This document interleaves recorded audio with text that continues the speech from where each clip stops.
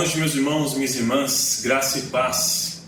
Mais uma vez estamos aqui com alegria, poder servir a igreja e poder louvar a Deus. Aproveite essa oportunidade, aproveite mesmo aí da sua casa, louve ao Senhor, engrandeça o nome do nosso Deus, que Ele é grandioso. Ele veio a este mundo para nos salvar, Ele é digno de toda a nossa adoração.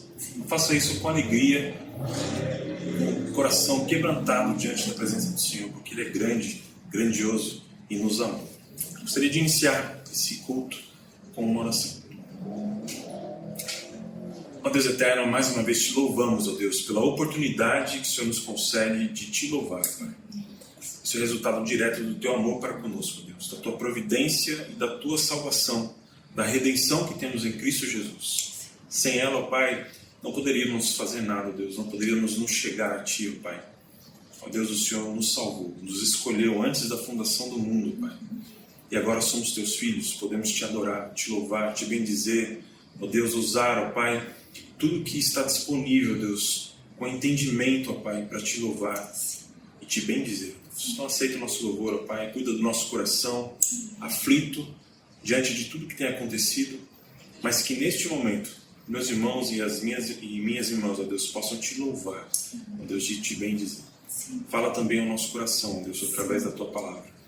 Queremos, ó Deus, aprender mais de Ti. Queremos ser consolados pela Tua palavra, ó Deus, diante de tudo que tem acontecido. Cuida dos meus irmãos, Pai e irmãs, lá da Igreja Batista do Parque Industrial, uma igreja tão amada por nós, ó Deus. Continua nos abençoando, ó Deus, e nos protegendo, Pai, livrando do mal. Amém. Essa é a minha oração, no nome santo de Jesus. Amém. Meus irmãos, por favor, abram o livro dos Salmos, no Salmo de número 145. Salmo de número 145. Estarei lendo os versos de 1 a 3.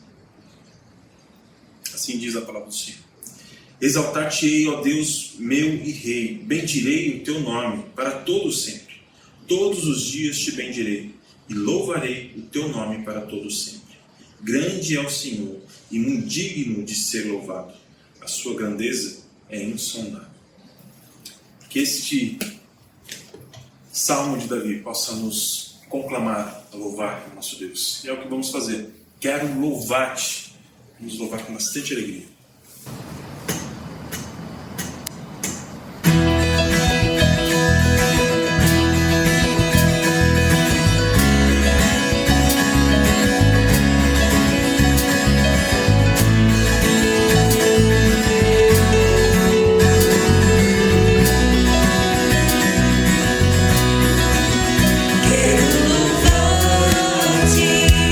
Sempre mais quero louvar.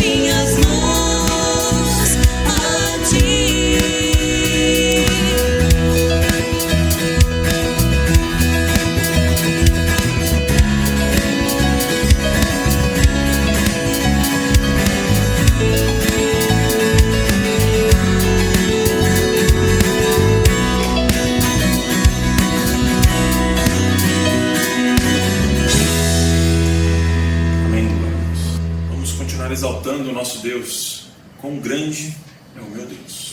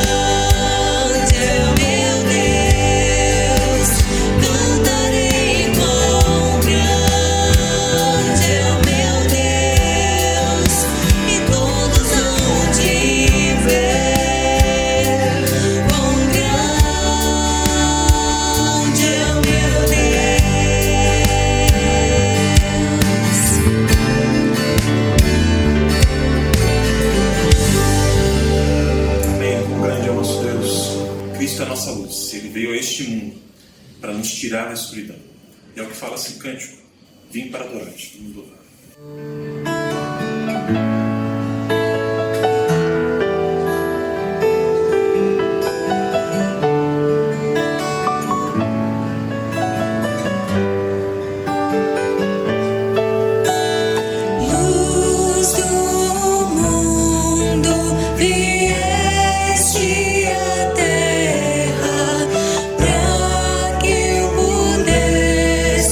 Te ver.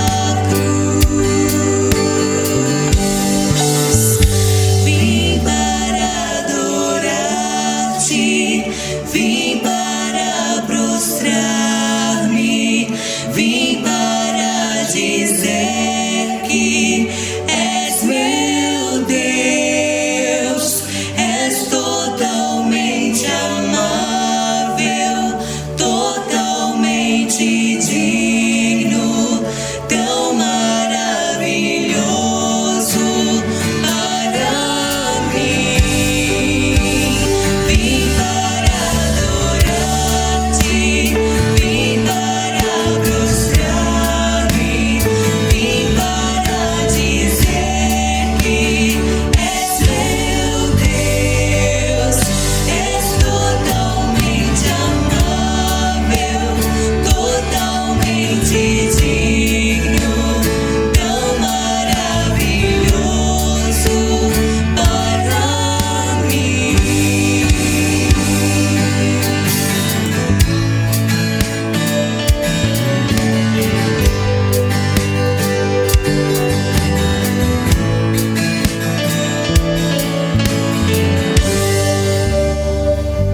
Vamos orar mais uma vez.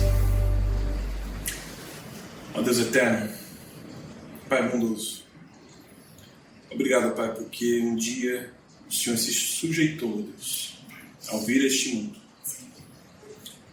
manifestar-se em carne,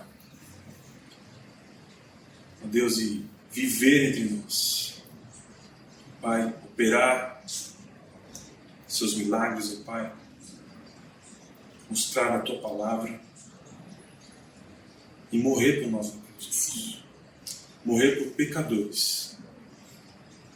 Mesmo ainda, ó Deus, odiando a Ti, ainda assim o Senhor nos amou e morreu por nós. Obrigado porque isso nos leva a Te adorar, Deus. O que o Senhor fez por nós, o que o Senhor realizou na cruz, Pai, nos leva a adorar-Te. Assim como as aves, assim como as feras, tudo, Pai, que o Senhor criou, Te adora, Pai. Nós, Teus filhos, também fazemos isso, Pai. Te adoramos, ó Deus, pelo que o Senhor fez por cada um de nós. Obrigado, Pai, pela Tua grandiosidade. Obrigado, Deus. Em nome santo de Jesus. Amém. Amém. Meus irmãos, fiquem com Deus, que todos possam ser, mais uma vez, abençoados pela palavra do Senhor. Tenham todos uma excelente semana e até uma próxima oportunidade.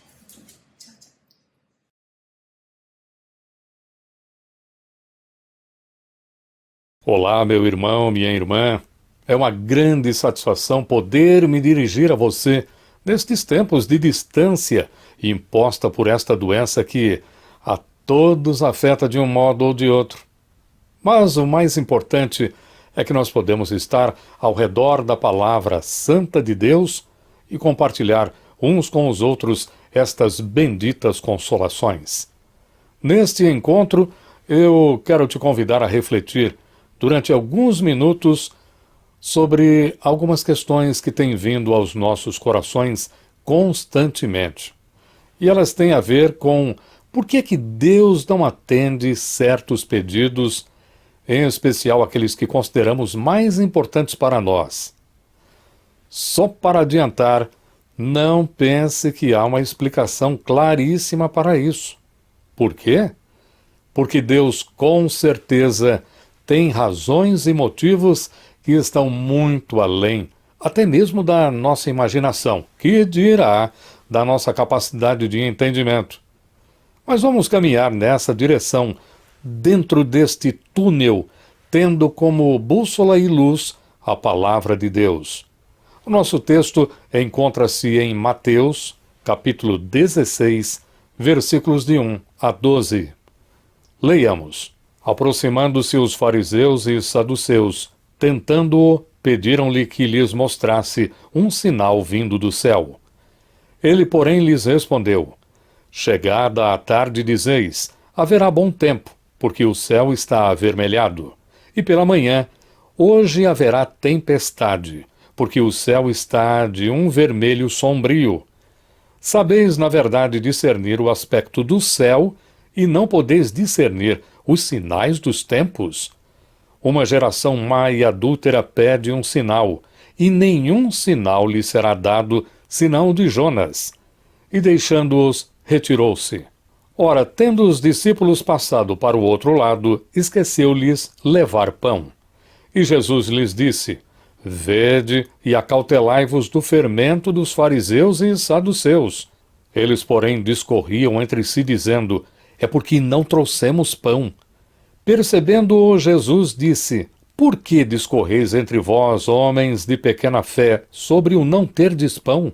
Não compreendeis ainda, nem vos lembrais dos 5 pães para 5.000 homens, e de quantos cestos tomastes?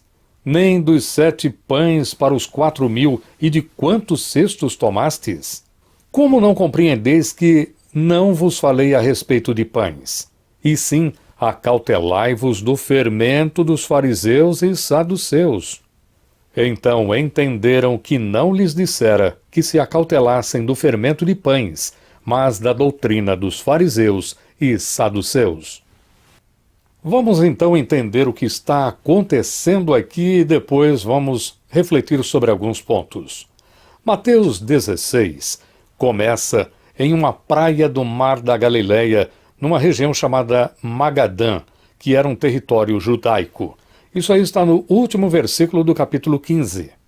Jesus estava voltando de uma jornada a um território totalmente gentio, ou seja, fora de Israel, onde ali curou a filha de uma mulher cananeia, bem como muitas outras pessoas com várias necessidades. Isso você pode conferir no capítulo 15, versículos de 21 a 31.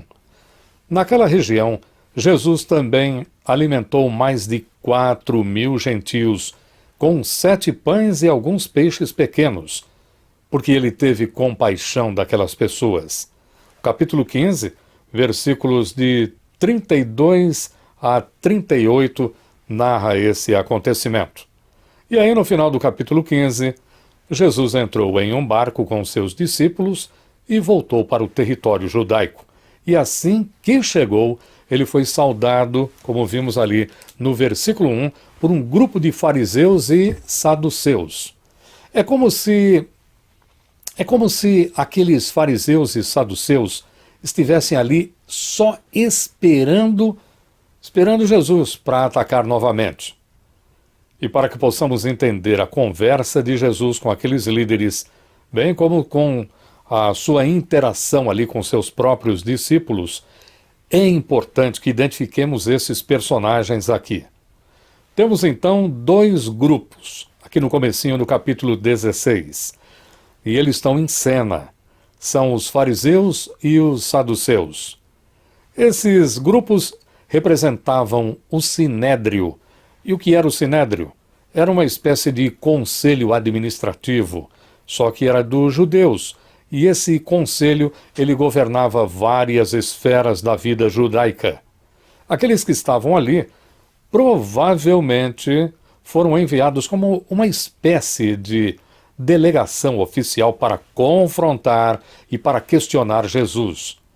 Ainda que os fariseus e saduceus fossem diferentes uns dos outros, e aqui eu estou falando em termos de crenças e práticas, eles tinham teologias diferentes. Eles estavam, naquela ocasião, unidos em sua oposição a Jesus.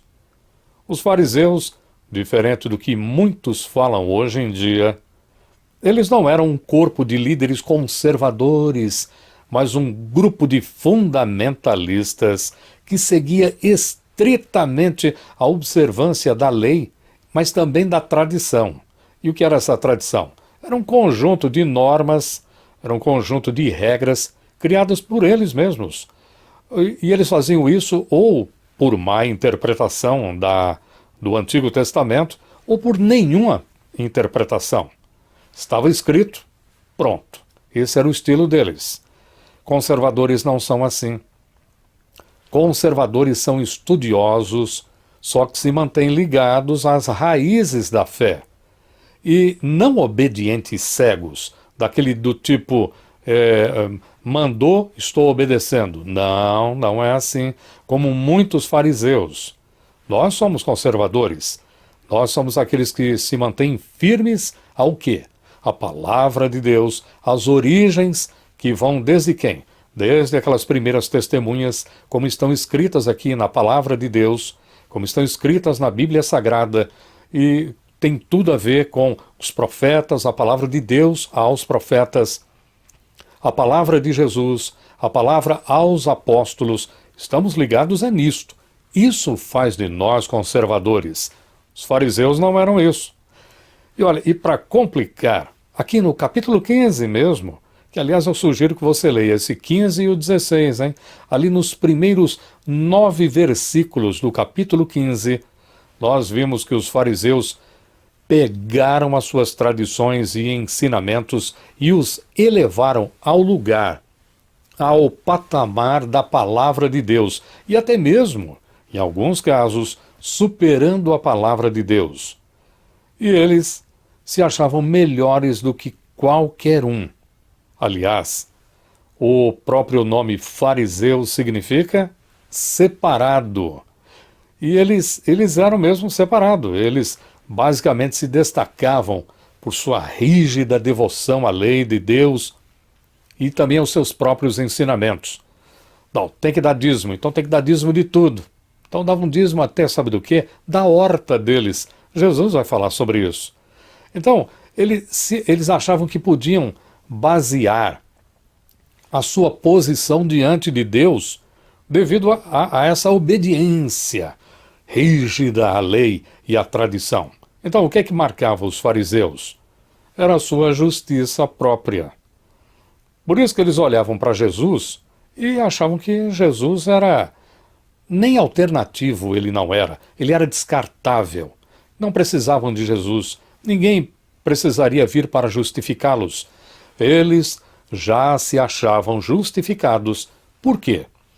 Porque eles eram obedientes à lei. E isso, no entendimento deles, fazia com que eles já estivessem justificados. Portanto, eles entendiam poder justificar-se a si mesmos diante de Deus.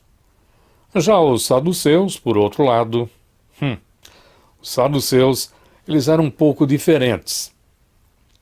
Alguns hoje em dia dizem que eles eram os liberais. Mas também não é isso, não. Esses saduceus aqui, eles foram marcados pela autoindulgência. Percebe só? Essa palavra autoindulgência, ela não é muito usada no nosso meio, mas depois que você vê o significado, você entende perfeitamente. Autoindulgência quer dizer, eles buscavam prazer, eles queriam se agradar, mas sem a necessidade de Deus. Deus não precisa entrar na minha vida para que eu me sinta bem, feliz e daí por diante. Para você ter uma ideia, um salmo, como aquele Salmo 37, versículo 4, um salmo bastante conhecido por todos nós. E o que diz esse salmo? Agrada-te do Senhor e Ele satisfará os desejos do teu coração. Aqui esse salmo está dizendo que era para a gente ter prazer em Deus. Mas para os saduceus, esse salmo era uma tolice enorme. Por quê? Os saduceus, eles buscavam alegria, satisfação, diversão, enfim, felicidade. Era isso que eles estavam buscando, sem precisar de Deus. Os saduceus, eles eram principalmente da classe rica, do povo judeu. E ainda que fossem mais rígidos, viu só? Por isso que não tem nada a ver com o negócio de liberais. Eles eram mais rígidos do que os fariseus em alguns aspectos. Mas eles eram também mais conhecidos não por causa disso, mas porque eles buscavam aprovação e poder político e social. Eles gostavam do aplauso das multidões. Ah, como um saduceu gostava disso. Mas, além desses elementos, falando assim do ponto de vista religioso, teológico, os saduceus não acreditavam em ressurreição dos mortos. Por isso, a sua filosofia de vida era o quê? Aproveitar o máximo possível enquanto estivessem vivos. E eles tinham os meios para fazer isso. Muitos dos saduceus fizeram fortunas com atividades, principalmente no templo em Jerusalém, fazendo troca de dinheiro, que era o câmbio. Por quê? Porque naqueles dias, o único dinheiro que era permitido circular era o dinheiro de Roma, porque Roma dominava Israel. Mas o judeu, ele não aceitava aquele dinheiro. Ele achava que era um dinheiro impuro, então ele não queria saber daquele dinheiro. Então, para ele fazer negócio entre eles ali, compra, venda, esse tipo de coisa, tinha que trocar o dinheiro. Então trocava o dinheiro romano, onde? Lá no templo, por dinheiro judeu, dinheiro de Israel. Então, quem é que cuidava disso? Os saduceus. Eles cuidavam desse câmbio e ganhavam muito dinheiro. E não só com isso, também com sacrifícios das diversas cerimônias que aconteciam ali. Os animais, as ofertas, azeite, por exemplo, farinha de trigo e daí por diante. A gente ouve essas coisas e logo vem ao coração aquele desejo de criticar os fariseus e saduceus, não é mesmo? Sim, nós somos assim. E por dois motivos básicos, para não demorar muito. O primeiro motivo é o mais óbvio de todos, porque a gente vê que isso, o modo de vida deles, aquelas atitudes, aquilo é um erro. E um erro deve ser combatido. Esse é o primeiro motivo. Agora, o segundo motivo, que é menos óbvio, é porque nós somos incapazes de ver neles um reflexo das suas tendências em nossos próprios corações. E é por isso que a gente critica eles, porque a gente não se enxerga neles. Bom, tudo isso fica mais claro quando você entende como eles funcionavam. Se, por um lado, os saduceus adoravam ajustar as regras para que elas se adequassem às suas próprias preferências, às suas prioridades, seus objetivos neste mundo, por outro lado, os fariseus adoravam manter as regras. E aí eles se esforçavam muito para fazer tudo certinho, de acordo com a lei, e mais, de acordo com a sua tradição. Se formos honestos, nós podemos nos ver nesses dois extremos. Alguns de nós adoram ajustar ou até mesmo quebrar as regras para priorizar as nossas próprias atividades neste mundo, não é mesmo? Só que tem outros de nós que seguem tudo o que é prescrito, tentando dar o melhor, só para viver uma vida decente, uma vida moral e até religiosa, até aí tudo bem. Só que, lamentavelmente, para receber elogios e reconhecimentos. Parte do ponto dessa história em Mateus 16 é que os dois modos de ser, ou seja, a autojustiça dos fariseus e a autocomplacência dos saduceus, erram totalmente sobre quem é Jesus. E se a gente continuar aqui nessa passagem, você vai ver que nesse capítulo 16, você vai ver que Jesus vai perguntar para os discípulos: o que o povo está dizendo a meu respeito? E eles vão dar as suas respostas, e depois o Senhor vai perguntar: e vocês? O que dizem de mim? Qual é a conversa entre vocês a meu respeito? Eu sou um papo no meio de vocês? Se eu sou, quem eu sou para vocês? Ele vai continuar isso aí. Por enquanto, aqui a gente vê que esses fariseus e saduceus, eles não sabiam quem era Jesus. Eles não sabiam o que significava Jesus. Erraram em relação a Jesus. E no final, os dois lados acabam se opondo a ele, tanto fariseus quanto saduceus, porque não reconhecem que são dependentes do Senhor. Entenda, os fariseus e saduceus, eles viviam em desacordo uns com os outros. Eles não eram amiguinhos, de modo algum. Tanto que, em muitas vezes, eles eram inimigos declarados uns dos outros pela liderança judaica.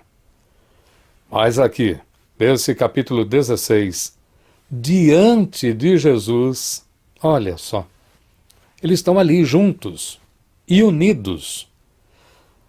Este é um princípio deste mundo. um oponente comum sempre transforma inimigos em amigos.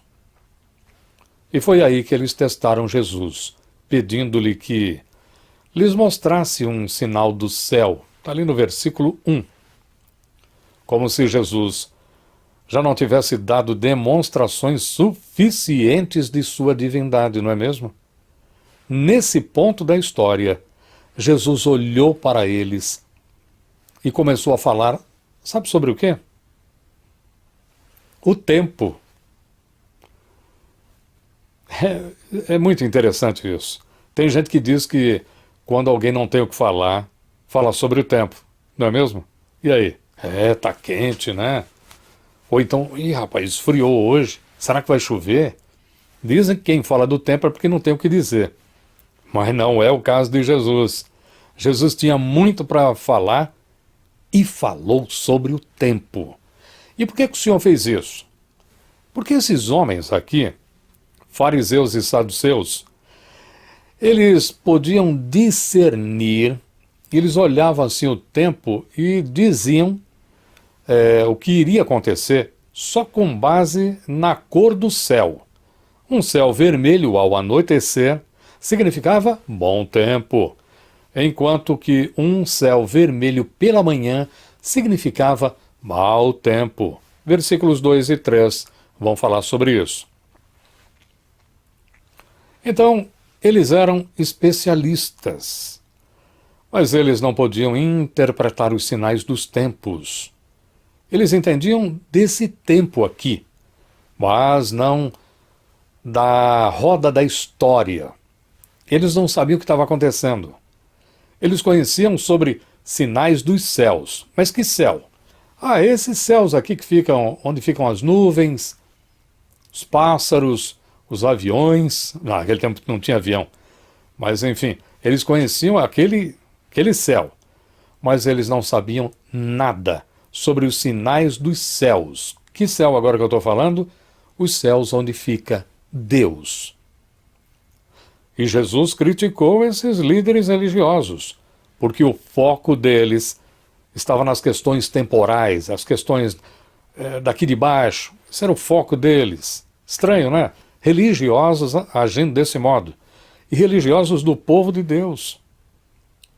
Eles podiam discernir os padrões do clima, mas eram todos cegos para as realidades eternas. E isso porque eram tidos como especialistas em Deus e na sua palavra.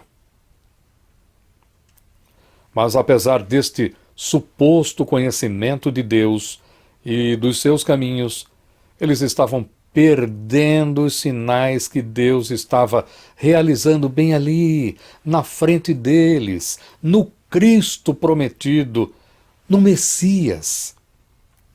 Eles não eram espirituais, porque só prestavam atenção a coisas como a mudanças das condições climáticas, ou seja, as coisas visíveis.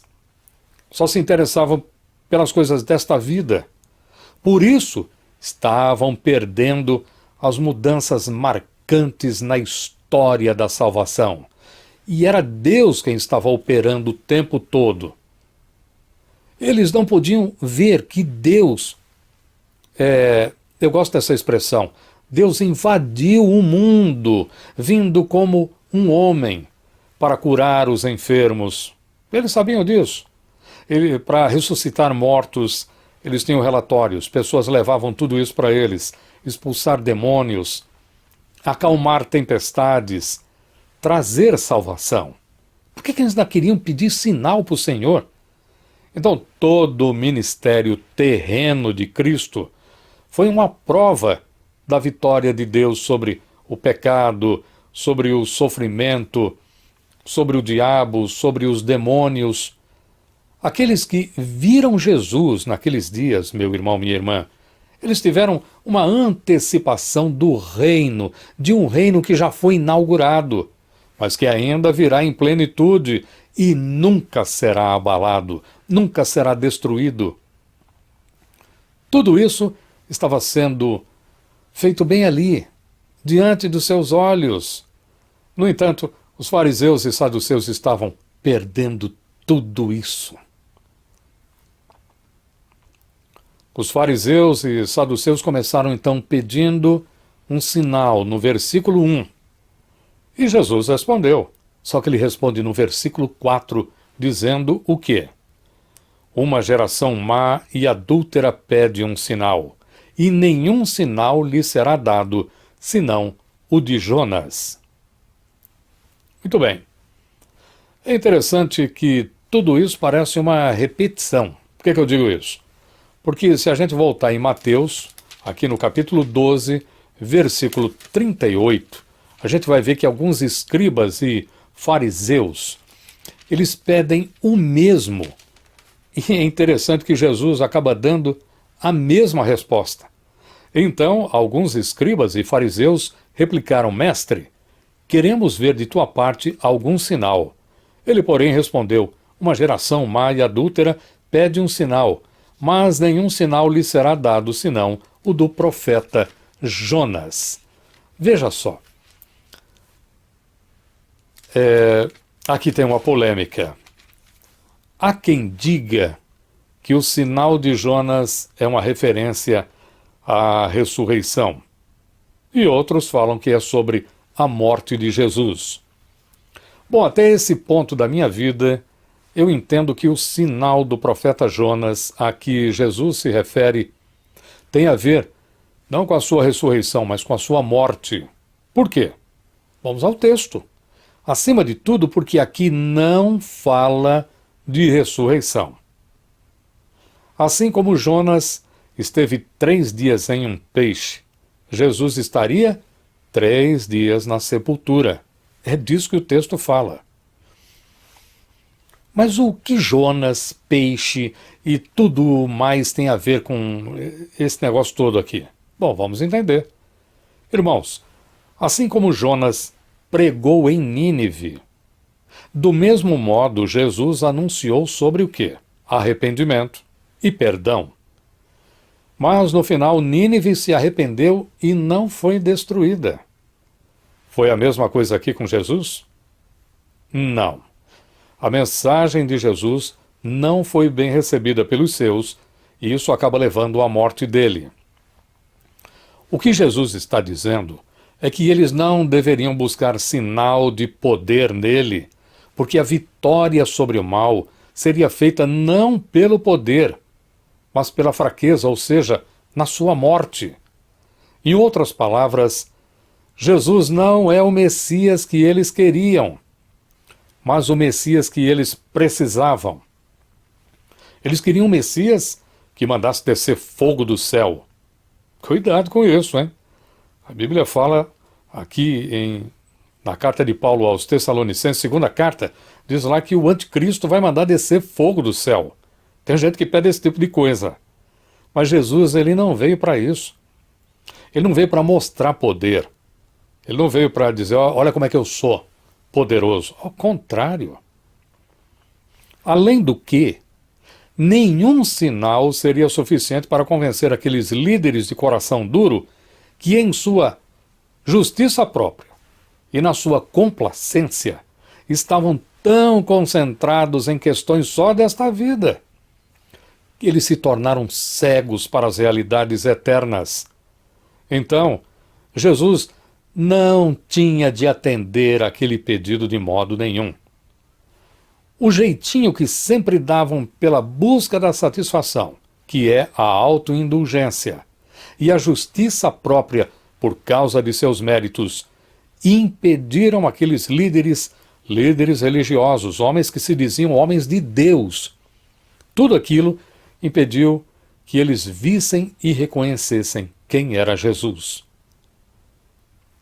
E aí, como um pouco de fermento que inevitavelmente se espalha, essas atitudes do coração, aos poucos, vão arruinar a vida inteira de uma pessoa.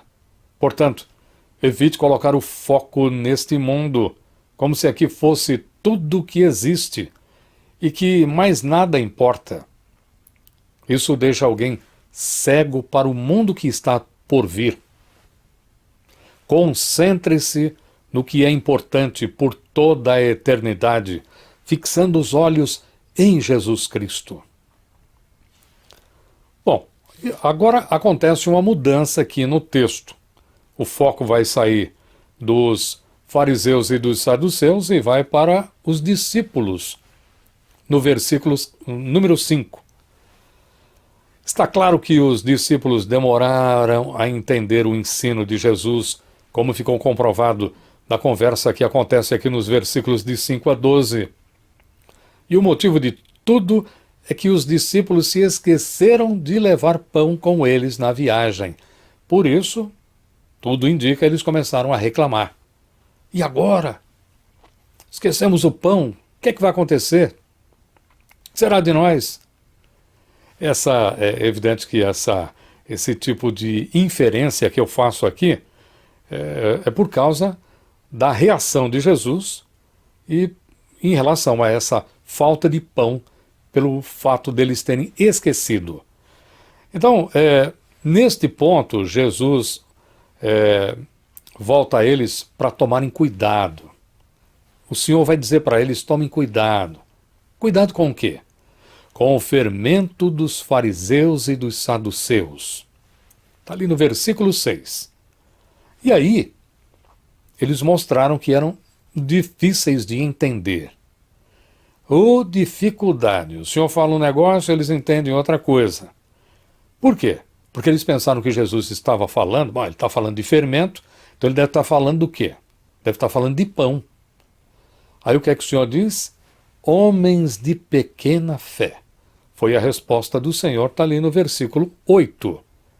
O fermento a que ele se referia era o ensino dos fariseus e dos saduceus.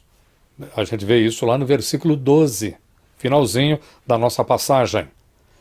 Então, Jesus faz uma série de perguntas a respeito da falha daqueles homens em entender o que eles tinham visto no ministério do Senhor. Ali, a partir do versículo 8 até o versículo 11, nós vemos isso.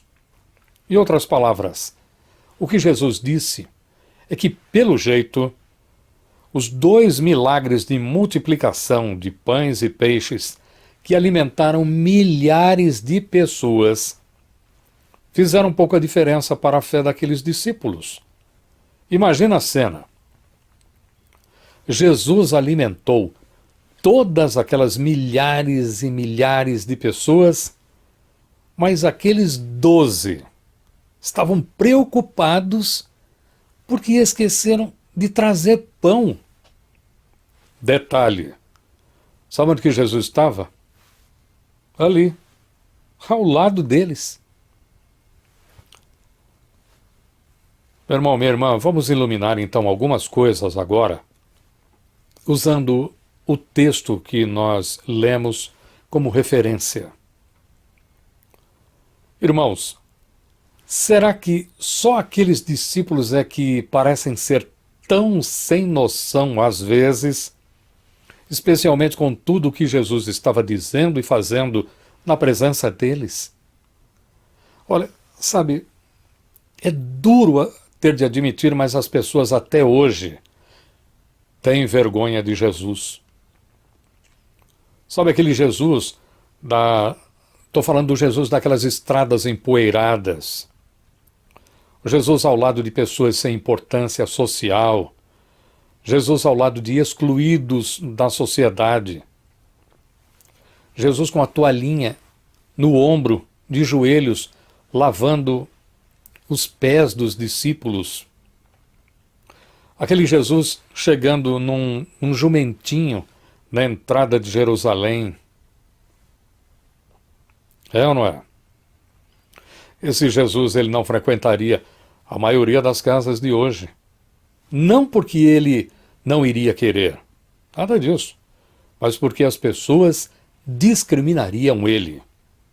Eu quero um Jesus melhor, um Jesus, sabe, um Jesus assim, sabe, um Jesus assim que tenha passado por tenha levado um banho de loja, um Jesus bem melhor, um Jesus que impressione. E por que eu digo isso? Eu estou dizendo isso porque está no ar uma campanha para mudar o mundo. Sim, esse mundo que nós estamos vivendo, mas agora, nesses dias aqui. Esse negócio, essa pandemia, essa loucura toda. Então as pessoas querem mudar isso aí. As pessoas não aguentam mais viver com doença, morte, desemprego, economias se arrebentando. Não, ninguém quer saber mais disso. As pessoas estão se queixando porque estão longe, sabe do quê? Das suas rotinas e de suas vidas antes da pandemia. Aí eu pergunto, isso é ruim? Claro que não. Quem é que deseja esta situação para si e para os seus? Quem é que deseja, quem é que quer uma situação como essa? Só se for um desequilibrado, não é mesmo? Só que há um problema aqui. Esta vontade de voltar à antiga vida é tão grande, ela é tão doentia, que passou a ser o ídolo deste tempo. Fala-se de 2 anos atrás, como se naqueles dias nós vivêssemos no céu. Há uma saudade tão imensa daquele tempo que cega as pessoas, até mesmo para o verdadeiro bem material. Não estou nem falando aqui de bem espiritual. E qual é o verdadeiro bem material? O que é que a gente pode esperar disso? Ora, é não ficar sonhando com o que não pode voltar. E em vez disso, esperar pelo que vem. O povo do mundo está invertido, querendo o passado em vez do futuro. Olha só que inversão doida. Nós estamos vivendo uma situação de ansiedade às avessas. Sabe por que eu digo isso? Porque a ansiedade é uma coisa que é sempre dirigida para o futuro. Só que agora as pessoas estão com ansiedade pelo passado. Mas existe uma coisa pior do que isso. A igreja, em vários lugares, está agindo do mesmo modo. Esse é o fermento dos fariseus.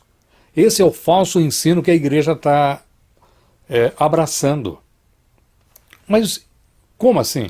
Bom, até as pessoas, vejam bem, até pessoas que viviam falando de arrebatamento da igreja dia e noite. Eu não vejo a hora da igreja ser arrebatada.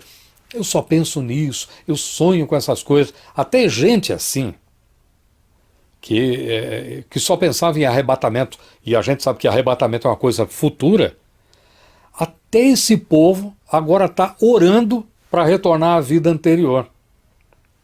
Isso é um erro.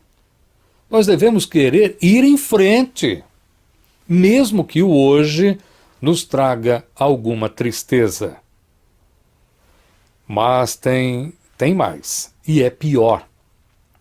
Sabe aquela campanha que eu falei para mudar o mundo? Ela chegou firme no povo que se chama de Deus. E agora muitas pessoas querem que o Senhor haja, sabe como? Em poder. Para que isso aconteça. As orações, o desejo, as conversas, as pregações estão sempre neste sentido. Em outras palavras, até quem sempre falou sobre a vontade de Deus, nesse momento está agindo, sabe de que modo? Está agindo exigindo que o Senhor se manifeste em poder contra a pandemia.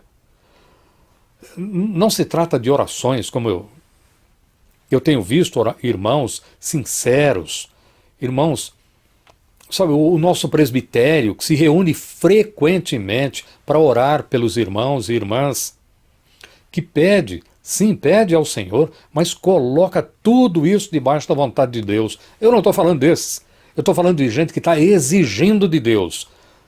Deus, chega, já basta. Nós não queremos mais saber disso. Queremos o teu poder agindo agora.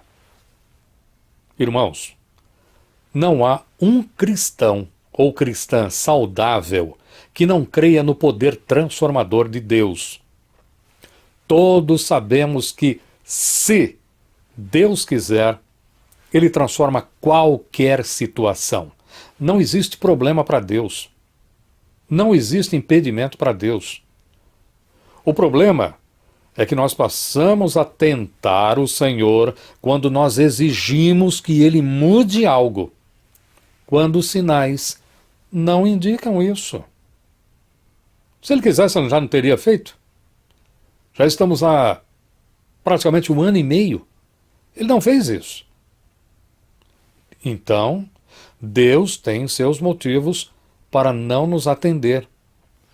E se Deus não quer, então a gente deve se submeter a Ele.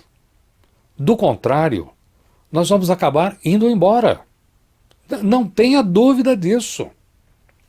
Nós vamos sair da presença dEle. E aqui, quando eu digo sair da presença de Deus, não é naquele sentido de que a gente vai para um lugar onde Deus não está.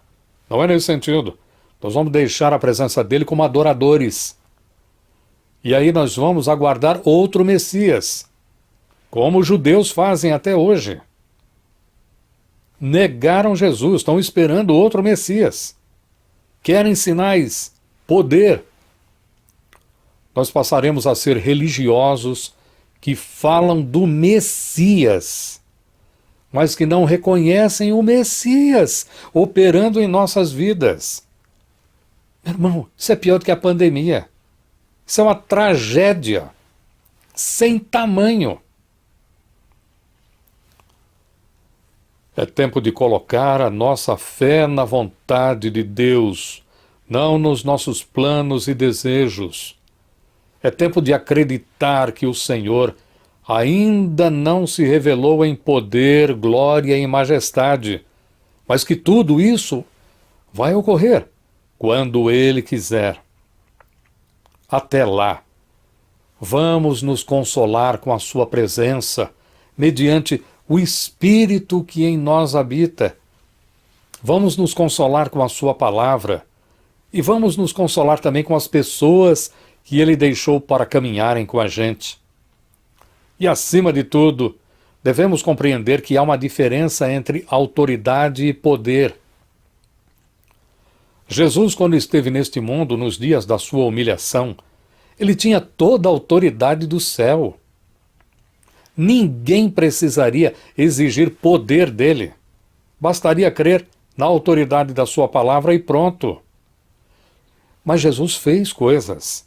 E tudo o que Jesus disse e fez, ele disse e fez com a autoridade que vinha do céu, do alto, ou seja, vinha de Deus.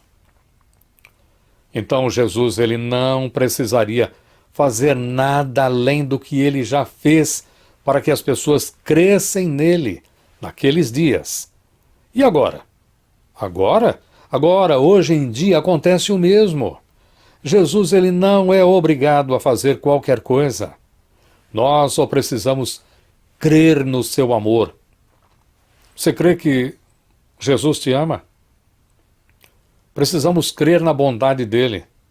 Você crê que Jesus é bom para contigo? Então creia nisso. Esse é um assunto repetido, né? Sim, com certeza. Mas, afinal, quantas vezes o Senhor, em sua misericórdia, nos ensinou as mesmas verdades várias vezes, não é mesmo?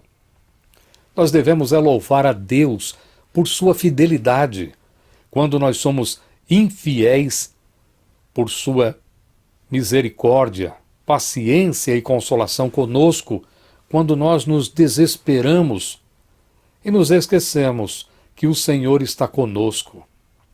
E Ele nos tem dado tudo isso, meu irmão, minha irmã, o tempo todo. Graças, sabe ao quê? Ao amor e cuidado conosco. Mas se nós não reconhecermos o que o Senhor já nos tem dado em termos de misericórdia, paciência e consolação, nós vamos acabar reclamando uns com os outros. Sabe por quê? Porque alguém se esqueceu de orar pedindo fidelidade do Senhor. Quando quem estará ao nosso lado, sabe quem é? O Deus que é fiel.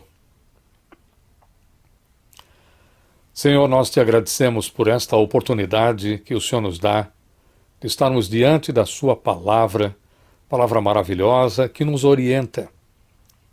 Temos ouvido desses trágicos ensinos que estão acontecendo no mundo, ensinos que estão também entrando na igreja, mas a tua palavra nos orienta a crermos somente em ti, crermos que o Senhor é santo, o Senhor é Deus, o Senhor está acima de todas as coisas e a tua vontade é sempre maravilhosa. Que o Senhor não precisa, ó Deus, nos dar nenhum sinal. Nós, o teu povo, não queremos mais nenhum sinal, Senhor. Basta as tuas ricas e santas consolações nas nossas vidas. Muito obrigado, Deus, por tudo que o Senhor tem feito por nós, pelo teu povo, pelos teus filhos e filhas espalhados por todo este mundo. E se for da tua vontade, ó Deus, que nós sejamos poupados deste tempo em que a peste está varrendo a terra, nós te louvaremos por causa disso. Mas se o Senhor nos levar também, aí nós te louvaremos na tua presença. E o Senhor será glorificado, ó Deus, exatamente por quem o Senhor é. E não por aquilo que a gente está pedindo para que o Senhor seja. Muito obrigado, ó Deus, pela tua palavra que nos revela esta verdade. Nós te agradecemos por isso. E que o amor de Deus, a graça de nosso Senhor Jesus Cristo, a comunhão e a consolação do Espírito Santo esteja com todo o teu povo, hoje e sempre. Amém. Tudo de bom a você, uma excelente semana com o Senhor e até nosso próximo encontro.